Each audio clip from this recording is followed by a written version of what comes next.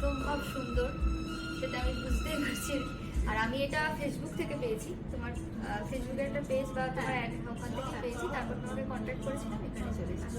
আর তোমার বাড়িটা কোথায়? আমার বাড়ি মানে আমি এখানে রেন্টে থাকি বালিতে, শান্তিরাম রাস্তার কাছে। তারপর ওই তো বালি 7 নম্বর থেকে এটা পেয়ে আমি এখানে এসেছি। আর তোমার ভালো লেগেছে তো? একদম। ও প্রথমে একটু টেনশন করছিল যে অনেক বড় চুলটা ছিল, তোমাদেরকে সেটাও দেখিয়েছি, তো সেটা ছোট করে কাটার পরে কিরকম লাগবে সেটা টেনশন ছিল। আশা করি সেই টেনশন থেকে বেরোতে পেরেছে।